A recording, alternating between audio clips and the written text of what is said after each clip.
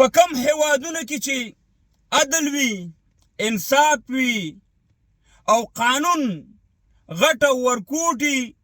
او سرمایدار او غریب ټولو ته یو رقم ته وي، هغه هیوادونه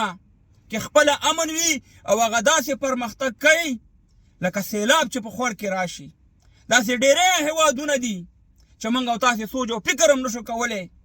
30 کاله 40-50 کاله مخکې چې شګې وي او هغه نن وګورئ چې د دنیا یو پرمختګي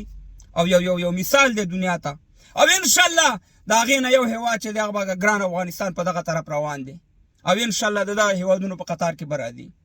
دغه ماشوم چې یو څو ورځې مخکې په ننګرهار په جلال آباد کې تختول شوی د ظالمانو غلو د خوا نه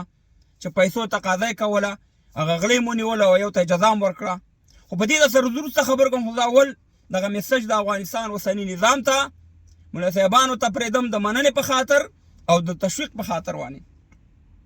او د دې دا هېڅکله دا مطلب نه دی زما د میسج چې زه ویم چې د افغانستان اوسنی نظام ملا صاحبان یا دغه نظام والا چې دي مسلمانان دي. نه، الحمدلله موږ 99% نه زیات مسلمانان یو، په الله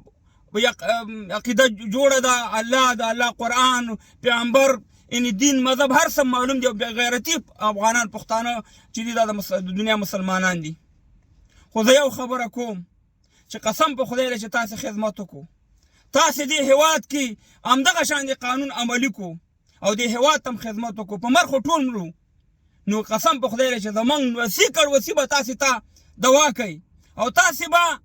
الله ته په اوچتو سترګو ورځئ، ځکه تاسې به عدل انصاف کړی، تاسې به خپل هغه مسؤلیت ادا کړی. د حضرت عمر صاحب حکومت خلک ولې یادوي؟ د هغې 200 کاله مخکې حکومت تېر شوی، 12 کاله حکومت یې کړی، مګر هم د هغې د حکومت د هغې وخت چې عدالت پکې انصاف پکې و او د یو سپي پوښتنه هم کېده، هغه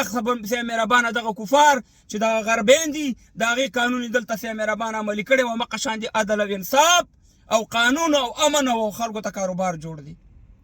نو موږ تاسې نه ډېره مننه کوو چې دغه ماشوم په اړه باندې ما خالي یو ما ویل چې یو میاشت به کې به دننه دې معلومات وشي، مګر هم تاسې په یو جمعه کې د دې مجرمان ونیوه، یو مجرم هم تم سزا ورکړه، الله ته به جواب ورکړی. خو زه یو خبره کوم تاسې ته، د افغانستان د اوسني نظام واکدارانو ډېرو خبرو کې زه هم غلط شوی یم، ډېرو خبرو کې به ډېر افغانان غلط وو چې دا خو وروره مولیان دي، طالبان دي، د غره نه راله، دا په حکومت څه خبرې، دا به افغانستان څه جوړ کړي. خو موږ په غلطه وو، موږ دا اقرار کوو، خو موږ تاسې ته دا ویو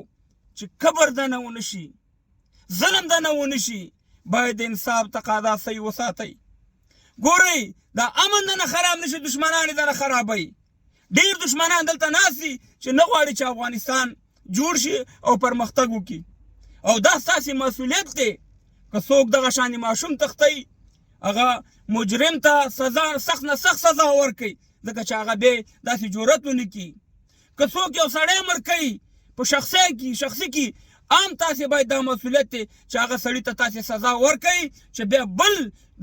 د قانون په لاس کې وانخلي. نو ډېر ښه طرف ته روان استئ، موږ په تاسې باندې ویاړ کوو، موږ په تاسې باندې افتخار کوو چې تاسې الحمدلله یو داسې طرف ته روان استئ چې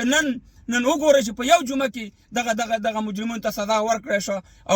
او څه یو 19 کسان تاسې نور هم نیولي دي، که په هغې کې کوم مجرمان یي هغه بالکل را پرې نه دی، سخت نه سخت سزا ورکوي، او چې کوم بې ګناه د دې ماشوم په ټس کې تاسې نیولي زر ته زر هغه را پرېږدئ. زنده باد افغانستان، انشاءالله افغانستان به جوړېږي او انشاءالله چې داسې قانون وي او داسې کارونه روان وي، انشاءالله هغه ورځ لرې نه ده چې موږ به یو د پرمختګ هیواد ولرو او موږ به انشاءالله یو مثال دې دنیا ته ورکوو او الله ته به انشاءالله موږ په داسې دغه ځو چې موږ افغانانو خپل وطن ته خدمت کړې.